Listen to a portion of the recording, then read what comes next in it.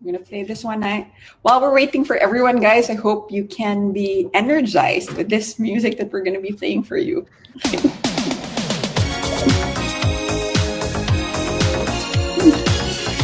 Hi!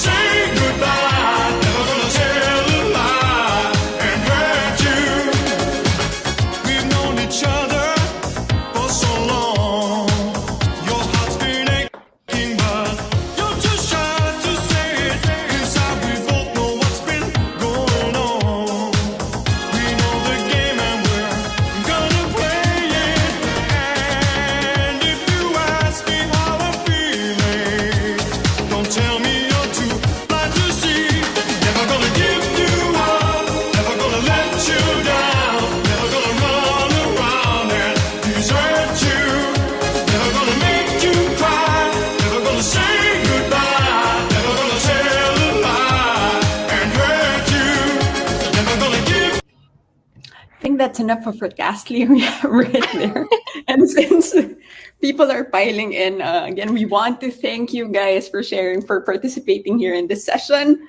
We're here a whole day for the Butter Bash, which is a celebration of everything when it comes to the butter community. So it's a day of fun and learning, sharing, and connecting with everyone. So you guys get a taste of what the butter community is all about. And obviously butter as well. So if you guys haven't tried butter yet, butter is an all-in-one tool which helps you run collaborative, high-energy sessions. And I got a bit of an excellent for that, pumping up my own thing. And I'm Cheska. I'm leading growth here at Butter. I won't be taking the stage today. Today is really all about Dana and what she can tell us about how to perfect the sales call. So just a bit of an introduction about her. So super happy to welcome our host. Dana is the founder of Public Over and Company, an agency that helps service-based businesses combine design thinking, experience, and content design to gain more leads and close more sales. And Dana, thank you so much for being part of this session with us and to share your learnings about how to perfect your own sales call. Awesome. Over to you. Thank you for having me. I'm so excited to be here. I am going to start off, Amira. We're going to use a lot of different sections in here. First of all, has anyone in here never been in a butter call before? Anyone? Cool. Okay. So I'm going to ask for some reactions, and I hope you know how to use those. In the far left corner, you see a little celebration confetti cone. Cheska, what is that called? We call it a woohoo celeb cone. Oh, a woohoo celeb cone. Okay. Awesome. Cool. So that's really all you need to know. Everything else will be pretty easy. So I want to start us off for it's a 3-part check-in. I have 3 questions for you. So you see the first one here. You'll scroll to the right and see the next, and then the one after that. So I'm going to set a quick timer. And I would love for you to just take a couple minutes, create a Post-it, answer those questions.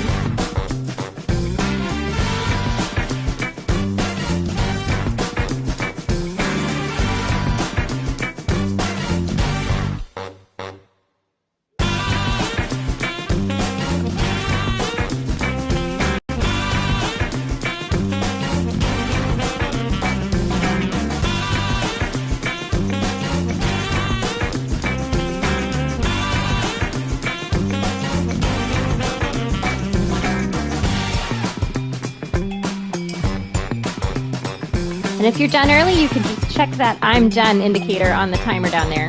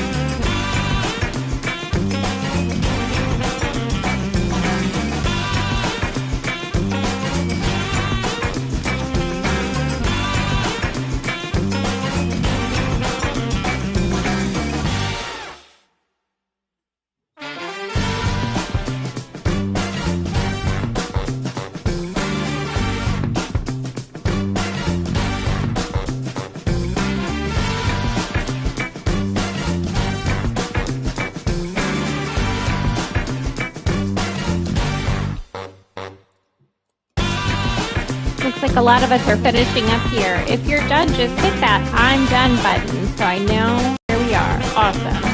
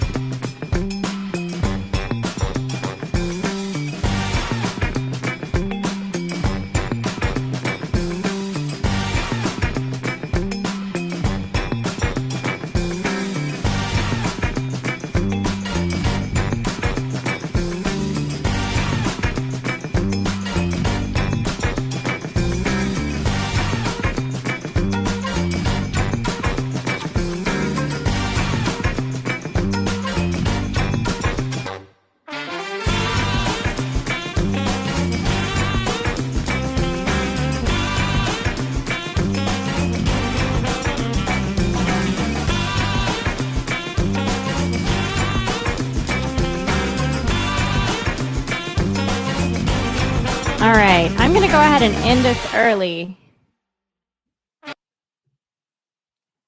Awesome. Hi. I'm so glad you're here. Hi, all the way. Good morning in California. So exciting.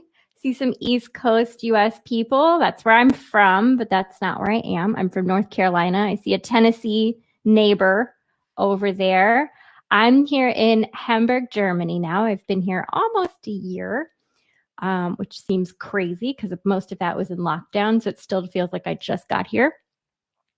Awesome. Yeah. So I'm seeing a ton of familiar things, a lot of things in the sales problems, a lot of things in the sales wishes. You are not alone. These are super common. And just reading through, it looks like I'm going to address a lot of things today. So just a quick expectation set. I've got a quick talk. I'm going to keep it really short. It's very bullet pointed, and it's to help you use the sales script. You're going to receive the sales script by email. Cheska has it. She's going to send it to you after the call. And so I'm not going to go through all of the questions in my talk. I'm just going to send it to you after the fact. So you'll see all the questions there.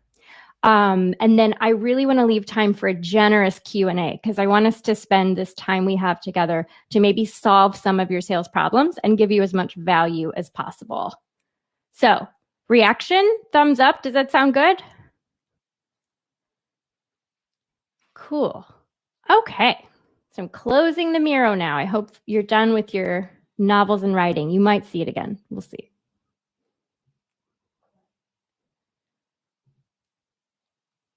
All right. So that's me. Hi.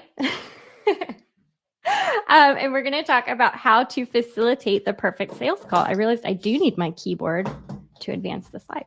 Okay. Change my setup slightly. That's no problem. We roll with it. All right. So when you think about sales calls, this is probably where your mind goes. This is not what we're talking about. We're not talking about cold calling. But I want to say a couple things about cold calling because I think it's important to acknowledge that cold calling totally works. It's mind-blowing, but it totally works. There is a guy named Chad sitting in an office building right now with his polo shirt buttoned up tight. He's got his headset on. He's going to make 100 calls today. He's going to get through to about 5 of those people, and one of them will become his customer. I can't tell you why it works, but there are telemarketing companies paying people and making millions of dollars because this works. Anybody out there made cold calls before? Give me a reaction. Definitely I have. Yes. Oh, they're the worst. They're the worst. Yeah. I feel like just like how everyone should spend some time in the service industry, everybody should have to make a couple of cold calls. I think you really learn some things about yourself. Yeah, door-to-door sales. Oh, that's the worst. Oh, somebody just commented that. I saw it pop up. Okay. Yeah. So it works, but that's not what we're talking about. We're talking about sales calls. And ideally, by the time you have this call, you've got a pretty good idea of the person. They're fairly qualified. And what we're going to do before we get to that sales call is look at three things here. We want to get a ton of leads in. So it's still a numbers game, just like the cold calling. You need a lot of people. You need some kind of lead generation tool that's bringing them all in. We can talk about that later. Then you need to qualify those leads. You're not just going to have a sales call with every person who's interested in your business. I feel like this is going to be a lot of review in this section, so bear with me if this is familiar. I see a lot of nods. And then you need to know their budget. So hot take, I think you should talk money before you talk to the person. How many of you, reactions please, have had a sales call with a person, built a relationship with a person, spent an hour, 2 hours thinking about them, talking to them, only to find out their budget will never align with yours? Huge waste of time. Absolutely. Yep. Don't bother. If you're not going to put your website, your prices on your website, that's fine. You don't have to do that. But find some way to qualify and let them know, maybe in your contact form, you've got, what's your budget? 25 to 50, 50 to 100, etc. Just find a way to let them know, find a way to figure out what their budget is before you ever talk to them. So most sales calls go like this. You've got your rehearsed pitch. You're convincing the person on the other side of the table. You're giving them all the information. You're telling them everything about your business. And it could be anybody on the other side. You're a fish with a megaphone and you're just giving them the pitch. Lisa, these are not my drawings, but thank you. But it could be anybody. It doesn't change based on who it is. What you're doing is giving as much information as you can to get a yes or no outcome. So what if that were a date? Would that be a very good date? Has anyone been on a date like this? Absolutely. Reactions, please. Yes, that's the worst kind of date. Blah, blah, blah. Here's what I do, blah, blah, blah. Doesn't matter. So just like a date is a type of relationship building, whereas you may want a yes or no outcome, right? You may want to see if there's some commitment involved. Your goal is not to get a hard commitment at the end of that date. Just like in a sales call, your job is not really to get a hard commitment at the end of the sales call. It's relationship building. It's evaluation. It's two-sided evaluation. They're evaluating you. You're evaluating them. You want to know if you want the same things. Do they want a house in the country? Do they want a dog? Are they potentially a serial killer? This is information you need before you enter a commitment with them. So how do we fix it? How do we fix these bad dates? By acknowledging two very important sales truths. Number one, people hate being sold to. Who hates being sold to? Reactions. There's that weird feeling where you catch up with a friend. She asks you to go to coffee. You're about 10 minutes in, and she tells you she wants you to buy into her MLM and sell essential oils with her. No. There's the free lunch when you realize it wasn't actually free. You're in a timeshare pitch. Yeah, you hate that feeling. It's uncomfortable. Most people also kind of hate sales, right? Like a lot of us hate doing it, especially those of us who weren't trained in it originally. So it's a two-sided thing. We both hate it. Can we fix that experience? Let's talk about it. And then sales truth number two, your client has a problem. That's why you're having this call in the first place. Is it a problem you can solve? No idea. So I have some rules for sales calls. So let's find out if that is a problem we can solve. These are my rules. They're a little bit different than other people's. You can follow all of them, follow none of them. Tell me if you love them, tell me if you hate them. I'm not going to change them, but that's good information to have. Number one, hot take. Do not sell in the sales call. Don't do it. Don't do it. Yeah, it's that important. Do not sell in the sales call. It's not a pitch. This is not your opportunity to put your best foot forward and explain what you do. Yeah. You're going to spend more time listening than talking. And most of your talking should be questions. Don't go into problem solving mode. This one is so hard for me. It's so hard because I feel like I can solve the problem. I hear the information. It's the same information that comes through every time. And I'm like, yes, I know the answer. Let me just tell you the answer. It's the same thing that happens when I'm talking to my husband. Sometimes he just wants to complain. Sometimes he just wants to be heard. He says, don't go into problem solving mode right now. Just listen to me. Your client wants the same thing. That's how you're going to understand. That's how you're going to learn what their problem is from the root. And you're going to do that by diving really, really deep. And this is where design thinking starts to factor in. You're going to remember the 5 whys. You're going to ask, because think about when you're in a client call, right?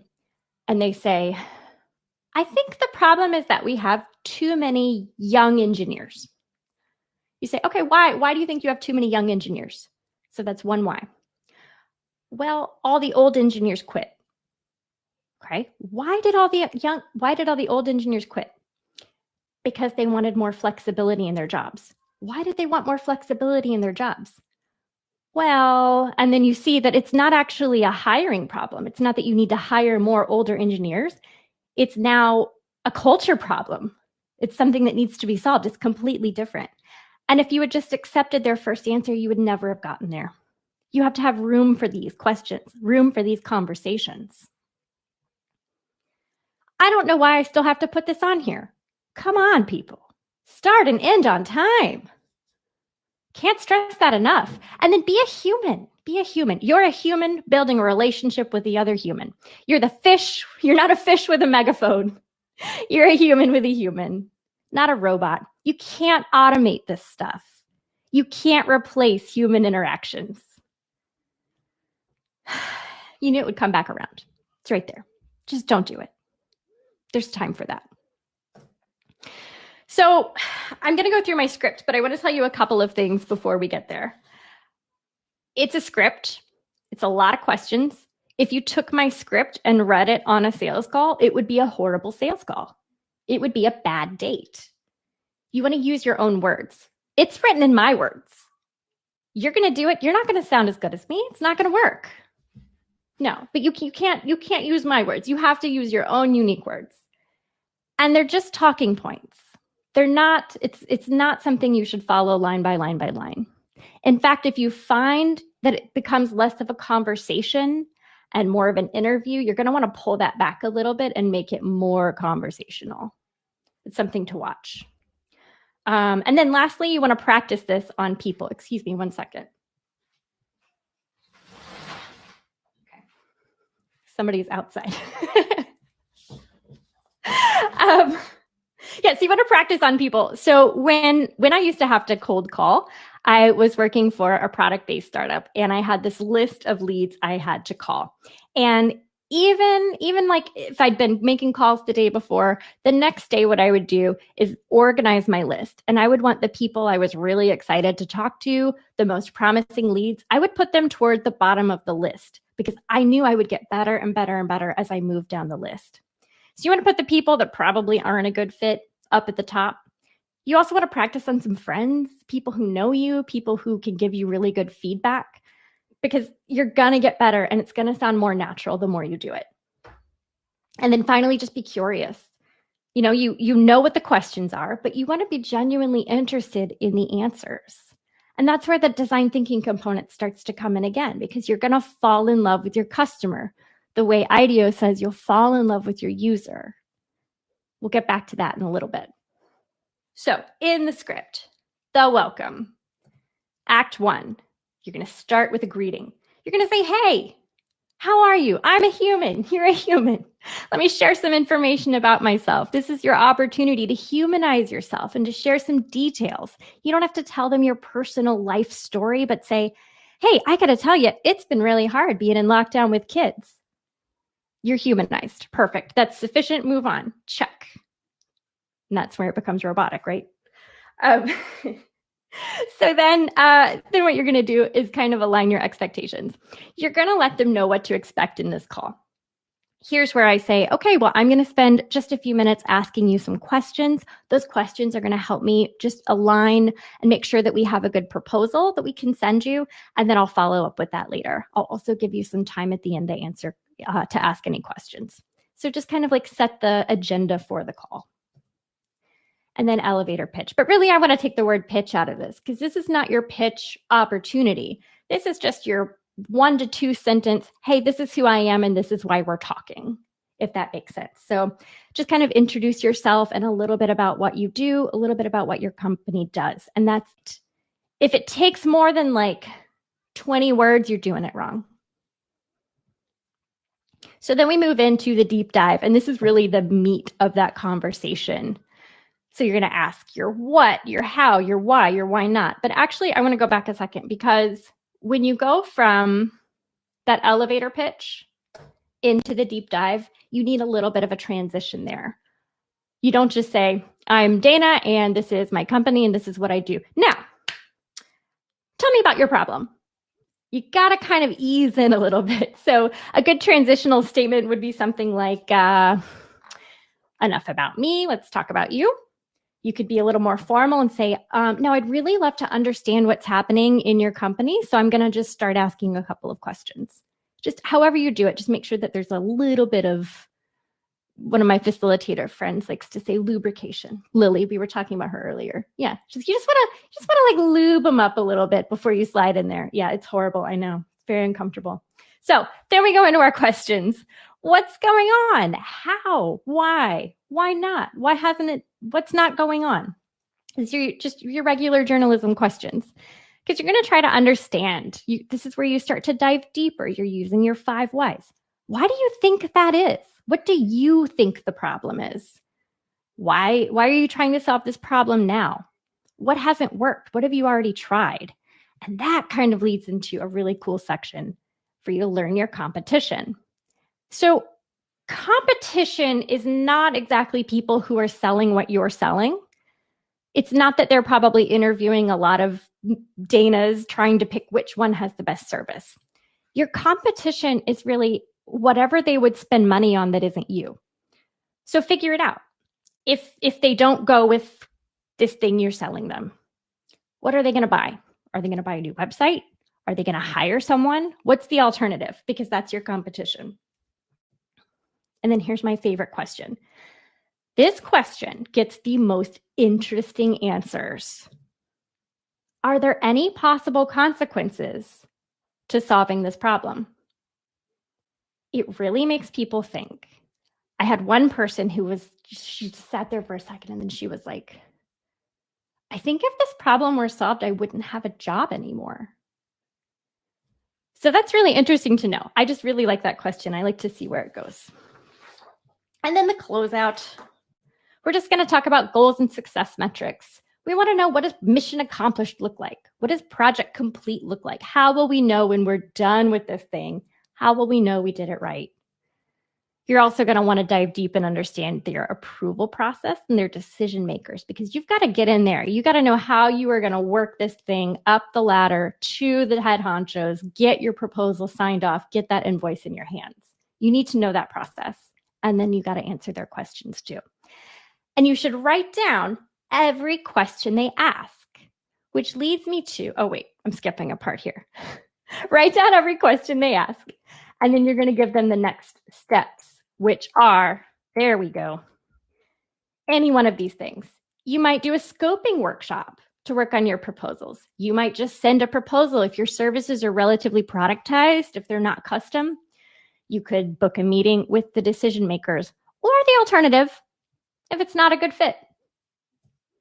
So you're writing down everything that they've asked.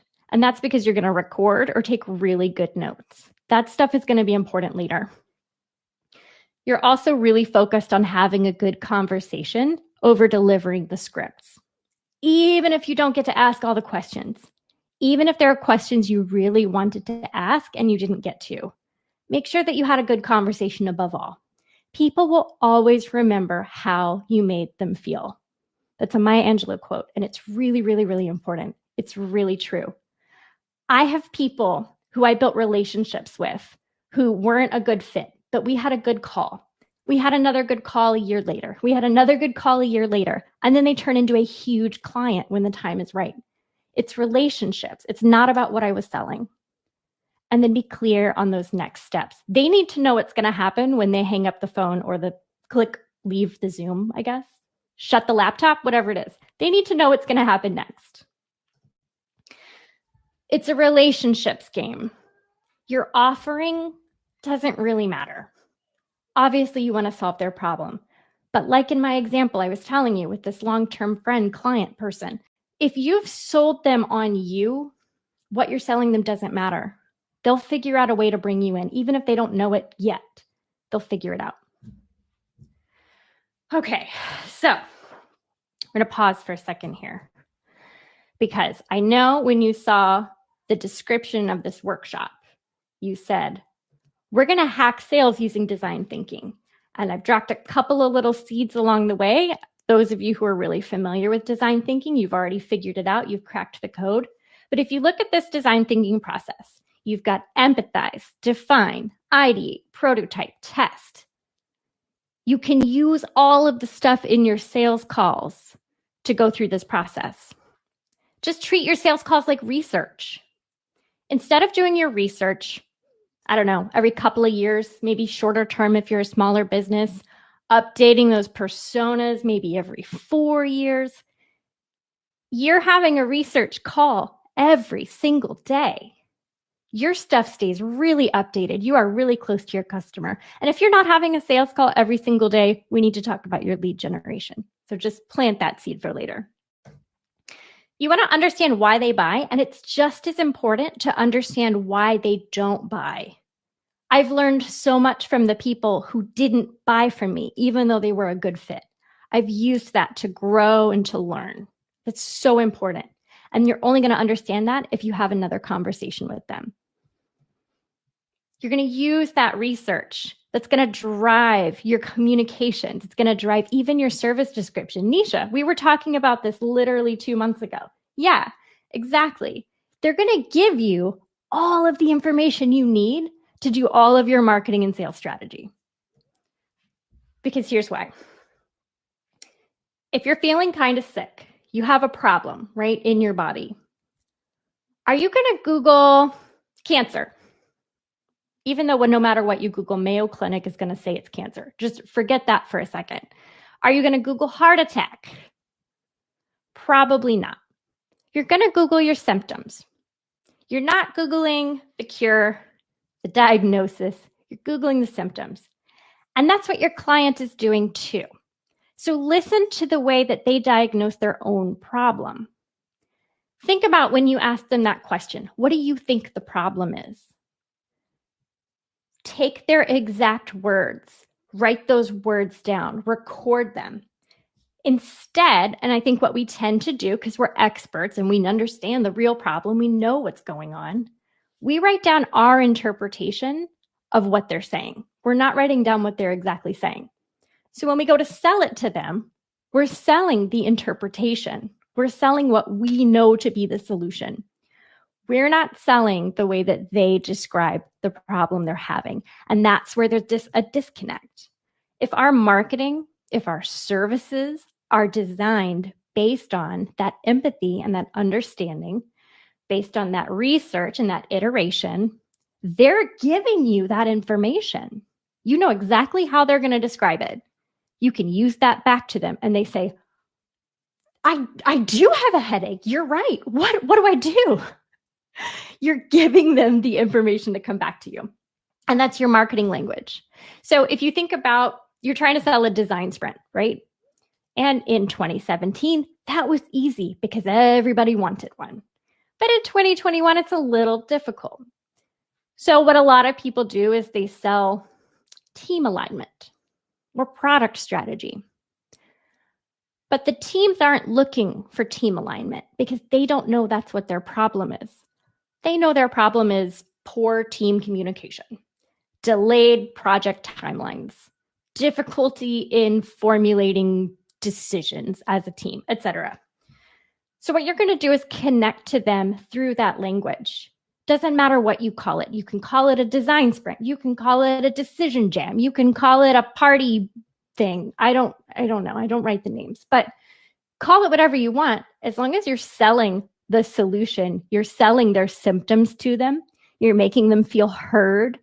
They go to your website and they're like, oh my gosh, I'm experiencing these exact problems. Whatever this is, I need it. That is how you leverage design thinking for that communication. And then you're going to test and improve frequently. The testing, the improving, the iteration, that's so important in this process. You can throw up a new marketing site today. You can call back someone you talked 2 weeks ago and say, hey, listen, would you mind just giving me a quick opinion on this? Does this resonate with you? Is this how you feel you're experiencing your team problems?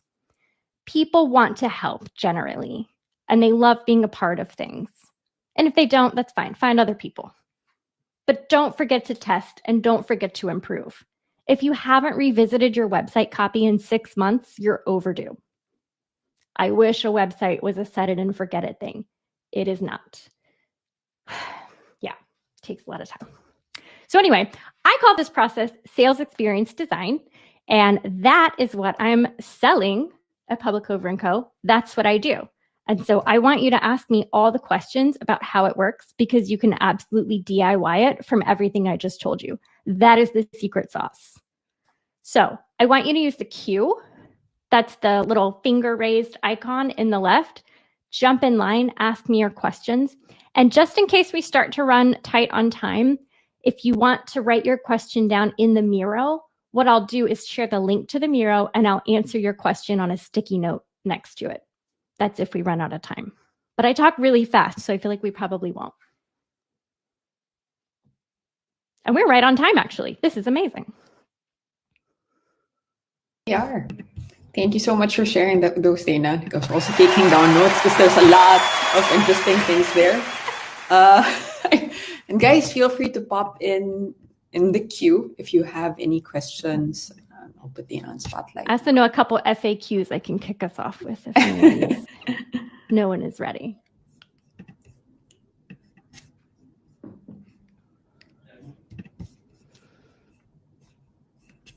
Do I need to play the cricket sound if no one's asking?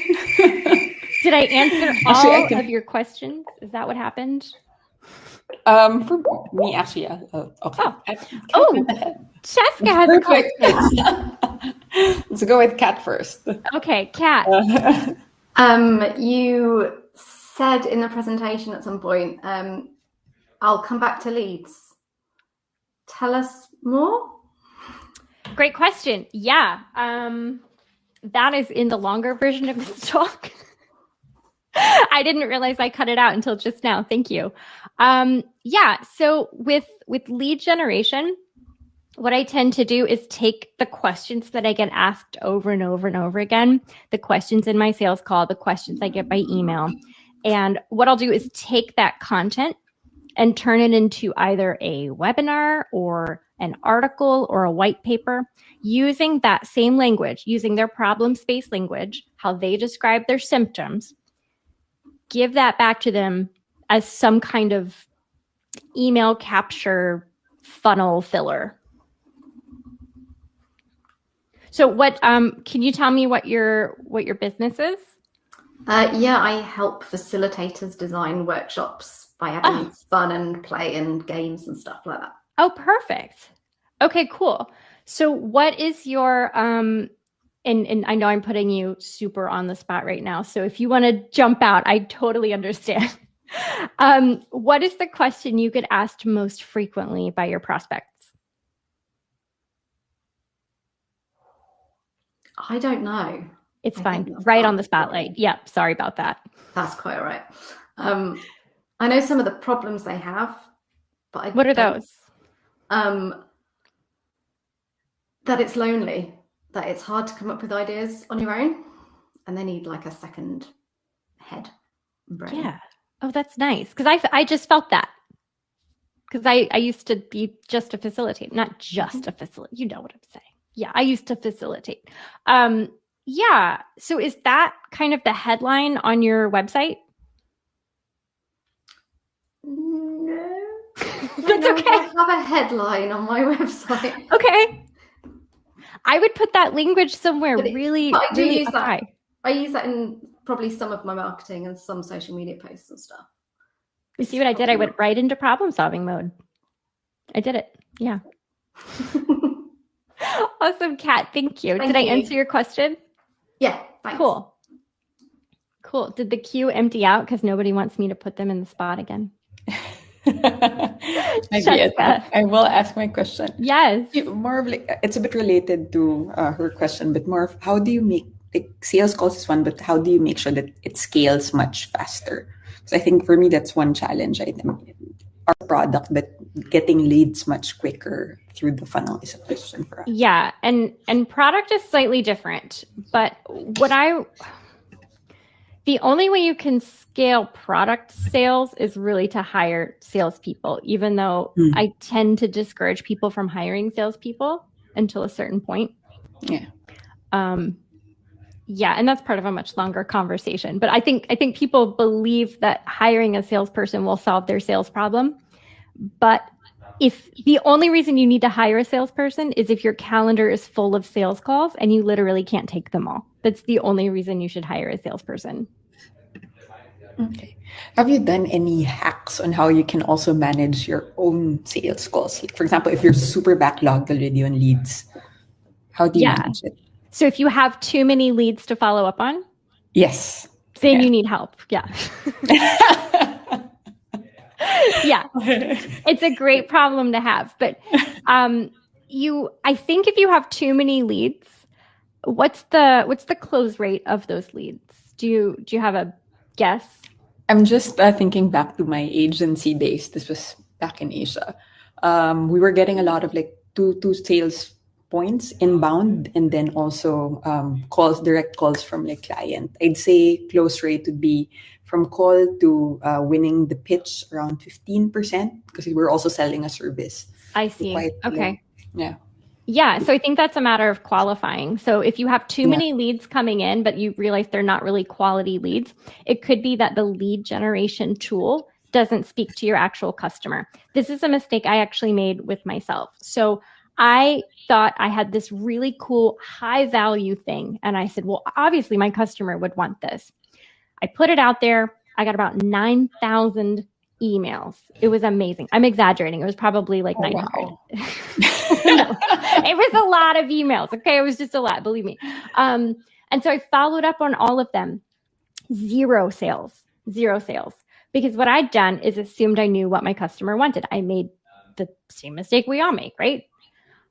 I didn't realize that what they needed was a little bit before that. I was selling up to them, if that makes sense. I was selling them this step. They needed this step. And so I backed off. I created a different lead generation tool. Now here, I got 30, maybe like 22 leads from that, but I closed 18 sales. Oh, wow. So it's fewer leads, but more higher quality leads. And that just comes from iteration, from testing, from realizing, okay, my lead gen content does not appeal to my customer. It appeals to a lot of people, but not my customer. It's completely fair and super smart advice to everyone. Thank you. There. I know I'm in the shadow. It's so weird. The sun and the clouds keep coming out, but I had to close my shade here. You look beautiful. It's fine. We do have a couple of questions coming in on chat. For sure. Yeah. Okay. There's one around, what's your take on contact frequency? Contact frequency? Yes. Okay. So HubSpot and Salesforce will tell you it takes 5 touches to close a sale. I disagree. I think it takes as many as it takes to build a relationship. Okay. So, you know, these sales email automation that everybody really wants to do. It depends, right? If you have like a 40-person company, if you have a big company, you have more leads than you can handle. You have a sales team of like 5 to 6 people. Email automation is fine because you're going to be selling the Chad way. It's a numbers game. It's a volume game. Even if you're not closing the sales, you're selling like Chad because you can automate part of it. If you're 10 people, 5 million or less annual revenue, less than that, you really need 1 person on sales, maybe 2 people on sales. And you don't need to be automating anything because you're going to sell based on relationships. I have one product-based client who's a huge kind of company, and they were doing things the cold calling way. And I came in and I showed them my stuff, and I showed how what I can do scales. And it's really, really, really tricky to do something like that because you have to automate part of it with that kind of influx of leads and that kind of influx of sales, right? If you're selling, I don't know, like 100 deals a day, you need something like that in place. But the reality is most of us aren't doing that, right? Like we're running small agencies. We're going to make 10 to 30 sales a year, and that's going to be a really good year for us. So it really is about relationships. But you can write creative emails, and you can have this bank of like 5 sales follow-up emails, and you can pull those in and copy and paste them and change a couple details here and there. You don't have to write everything from scratch every time. I understand that. But the automation piece, I feel like really should not come into play until you're doing more than a couple of million and you've got a big team. That's my opinion. And a lot of people are going to argue with that. And that's fine. There's also one from Lillian. Who should participate in a sales call? Super good question. Who should participate in the sales call? On the client She's side? from an agency. Okay, from an agency. Now, is it who should participate on the the prospect side, or who should participate on the sales side, the agency side? Both. Okay, I see the comment now. Okay. So you're probably not going to speak to the decision maker first. You're going to speak to the gatekeeper. So you're probably going to have another call. And that's why I think it's important to talk to that gatekeeper, because they're probably closer to the problem than the decision maker. That's why they're perfect for your research. That's why they're perfect for your deep dive. It's happened that I've gotten into that deep dive and realized I'm not talking to the right person because they don't understand the problem. And I've paused and I've said, hey, as we get into this, I realize the information that I would need for a proposal would probably need to have some of those people you mentioned in it. Is there any chance we could get together and do some kind of prospecting workshop, some scoping workshop? And then I would just bump them right into the workshop and I would ask them to bring a decision maker as well. Sometimes you can get into that situation and the decision maker, you can see what's happening and there's that creative tension perhaps, or there's some, what I like to call information inequality. So then you realize you need to have a separate call with that inside person. And then you just start figuring out, and this is where the relationships come in. You're building a relationship with one person on the inside, most likely. You're going to have your main contact and the person who gives you the most information. And they're also going to be your advocate to help you sell up the ladder. What usually happens is this person has the ear of the decision maker. That's why they were picked to have the call with you in the first place. And you can kind of build that relationship and leverage that relationship to get through to the people you need, if that makes sense. If you're speaking directly to the decision maker, you're good. And then on the agency side, let's see. I mean, whoever you can, really. I mean, in a small agency, we're all the salespeople, right? So just whatever you can do. And I feel like once you have a pretty solid handle on your sales script process, anybody can be making those calls. And if you need to step back and have kind of qualifying calls, if you find that you have 1,000 leads, but you have 3 genuine prospects from that set, add a second call in there, get a virtual assistant to do it, go on Fiverr, get somebody who's there for a low hourly rate, let them take those calls for you. Let them qualify your leads, and then you talk to the real people who are probably going to buy. Let's see. Lisa was never speaking to gatekeepers, but decision makers. She got the leads through referrals. Yes, exactly. You were talking to the right people because you knew the right people, because you had a relationship. It all comes back to relationships. Yes. Okay, Daniela says, hey, Dana, you mentioned 3 things you need to know before having a sales call. Have you used automation to lead score these leads? I think most of the time, salespeople talk to the wrong leads. Okay. So lead score. I don't really know what that means, honestly. I don't have actual sales training. I've made all of this up completely and just based it on my experience. So I'm going to say, is that valuing the quality of the lead, the likeliness to buy. Is that what that sounds like to you guys? Great. I've lost all my credibility in the room. Yep. Yeah. Cool. Okay. Cool. So automation for lead scoring. Honestly, no. I've used a lot of CRMs when I've had a larger influx of leads. When I do, say, a webinar and I get maybe 150 leads, I do a little bit of sorting there. HubSpot will tell you some information, but that's not really valuable to me because it doesn't matter to me if the company is worth like 50 million or if they're worth like 50,000. That doesn't really tell me if they're going to buy from me, if that makes sense. I'll just kind of search and see what kind of content they've interacted with. Like if you've been to 2 of my webinars, and back when I used to run a newsletter, you were reading the newsletter pretty regularly, I would just send a note. I'd be like, hey, you seem really highly engaged with my content. Is there something specific that I can help you with? Is there something you really liked, etc.? Just build a relationship with people. If there's somebody in a webinar I do, and they're asking really good questions, I'll just write down their name. And I'll send them an email. Say, hey, thank you for those really good questions. I feel like you really helped the conversation move. I'd like to follow up on a thought I had after talking, etc. Keep it personal, if that makes sense. But yeah, if you have too many leads to follow up and you need to automate, then it's time for a salesperson, possibly. Cool. There are still a bunch. So there was also something from Martin. Again. Yeah. Can you read share it? ideas? No worries. Yeah, I'll just read everything out. Can you share ideas on how to better to improve online and virtual sales meetings versus the face-to-face meetings we used to have? And guys, if you also want to raise your hand and join Dana on the stage, please feel free. Yeah, somebody talk to me. It's lonely over here. Yeah, so I think it's the same as building better online workshops, right?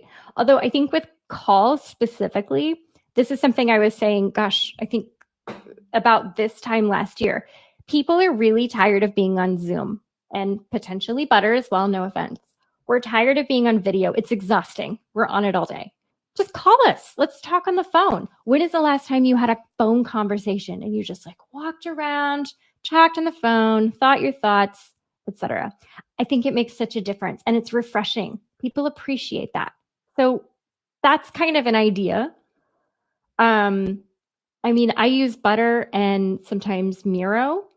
I use Zoom, and Mural. If I want to use Mural, because Butter won't work on that for me, even though I've asked every day not yet. for a year. Like they don't even hear me. Soon, Dana. Yeah. So, I mean, you can turn your sales call into a collaborative proposal building session. I mean, that's something I do if the lead is really qualified. I mean, there's ways to make it engaging. Butter makes it engaging, but at the end of the day, it's a conversation. And if you remove all of the fluff, if you're having a good conversation, people will remember that. They will remember feeling the good conversation, even if they don't remember what you talked about. And another hint is when people get to do more of the talking, I don't remember the psychological citation for this, but I know it's true somewhere in science. If people did most of the talking, they feel like the conversation was really good. So by you allowing them to speak more, they're going to walk away with a positive feeling. Citation needed. That's a good trivia for the day. Okay. From Nisha, she was asking, is it a good idea to offer scoping workshops right away on your website? No. Because it seems like a high lift, high input thing. And even just saying request a call is a really big ask. Getting people to fill out a form is a big ask. And if you're presenting that right away, it's probably going to turn people off. Now, if you had a separate landing page specifically for scoping workshops, that might be a different approach. And then you can A/B test that with book a call to see how it works, But I would say it's a pretty big ask, and I try to keep those to a minimum. Even just like download my white paper. People are like, why? I don't even know you. Why? You're going to fill up my inbox. Okay, it seems like we have 5 minutes left. So if I haven't answered your question, please drop it in the Miro. I will answer it, and you'll get the Miro link You'll also get the sales script. Cool. Good piece right there. I will answer this one. is a A long big one. question. Okay, let's tackle it. We got 5 minutes. We can do this. And there's actually 2 more, but let's take the first one first. Americo, I hope you don't mind. Okay. How do you find out who the actual decision maker is and actually get through them? Yeah, you okay. ask. That's a short answer. Love that. And let's take America's one. So I'm sure there's a lot of. This is quite long. Go straight to the. What's the concept of switching an existing relationship, even if things aren't going perfectly? I'm going to need a little more context on that one. Okay. I think better to read it rather than. Okay, America, would you mind maybe just I'll talking to me for a second? America, hope that's okay that I'm putting you on stage. Ooh. Nope. Okay, maybe not. Not home. Oh. Okay. Let's see. Okay.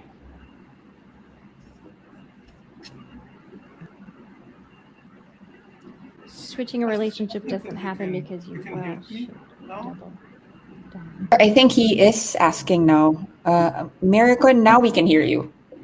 Maybe just talk a bit louder. Yes. There, perfect. Let me put you on spotlight now.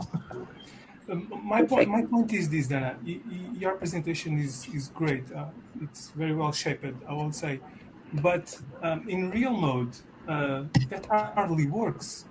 But I would say that there is a lot of cultural influence in the implementation of such a process. But at least in my reality, it hardly works because you cannot switch a relationship, an existing relationship, even if it's mildly toxic. You cannot switch it in 5 talks, 5 connections, or 5 contacts. At least from my reality, that's not easy. Your first gatekeeper is like the telephonist or someone who takes care of the first contact, and just to go over this first gatekeeper is very difficult, because well, it's a relationship, and many people here have a creative job that doesn't guarantee a given outcome. It's not that easy to substitute those kind of service by someone who is new, you don't know, and it's just calling you for the first time. Are you talking about cold calling and trying to get through the gatekeeper to the decision maker? For instance, we are talking about sales, and sales go all around. But yeah, cold calling nowadays is almost impossible to get something from a cold call. Yeah. So the way that I'm talking about it, so you would have a really highly qualified lead before you even had the conversation. So you would know they have the budget, they're relatively interested, and they feel like you might be worth talking to. So if those 3 things are... But those guys are not, listen, those guys are very accessible for someone who is already in the market for several years, and they recognize you with a lot of competencies and well, credibility. But if, let's say, if you are a small agency, well, you cannot have. It's hard to have such kind of qualified leads, I don't think it is. I don't think it is. I think if you're putting out content that is seen by people, I mean, if you put $100 through on a LinkedIn post and it's a well-written post that speaks to your customer based on the research in your sales calls, if you've got the right stuff, they'll come to the webinar, or they'll give you the email, or they'll contact you. I mean, it's an active thing where you have to speak directly to them. And you could be a nobody and do that. I mean, I'm a nobody, and I do that. You can, but you fight for attention, and people will not give you that much attention. You're always going to be fighting for that. Every marketplace is crowded. There is no blue ocean or red ocean or whatever it is anymore. So instead of spending $100 in digital ads, is not better to invest $100 in a launch with someone who knows there's some kind of influence and increase your chances of success? And that's possible. I mean, anything that's building a relationship is possible. I mean, going to, for instance, I used to run a small agency. I was doing marketing for startups. And so I rented an office at American Underground in Durham, North Carolina. It was a startup hub. It was like a co-working space. And that was where the startups were. So while I was getting coffee, I was building relationships with these people. And that was how I got most of my clients, by being All right. That's not on your script. Sure. Yeah. So I'm just saying, like, where are your clients, physically or digitally? Where are your clients hanging out? And go to where they are and build relationships with them. Yeah, build relationships. I think it's definitely the way to go now. Absolutely. Build a relationship that's not overnight. That's not overnight, and that's not by call or by a script. It's by building a relationship. Is like being very close to your target, and I think that is not in your message or in your script. That's in your process, and yeah, but that I can only agree. Okay. Thank you anyway. Thank you. Okay. Awesome. Cool. Well, that is our time. So, Cheska, are you going to close us out here?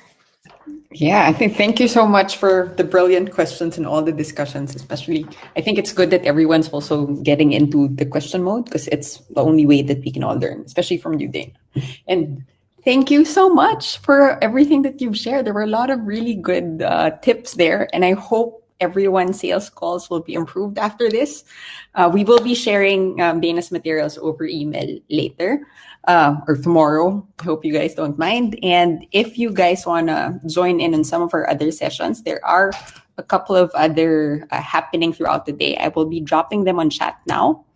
And again, thank you so much, guys, for the time. I've also dropped in Dana's LinkedIn there if you want to get in touch. I have a final slide that just says where to find me. Okay. That should be. So you told me Butter would start me from the beginning. Yeah. And I totally forgot that. And please use that link then. They are perfect. And if you guys don't have any more questions, thank you for the time. And thanks for joining us. Thank you so much for being here. Please link up with me on LinkedIn. We'll talk. Thank you.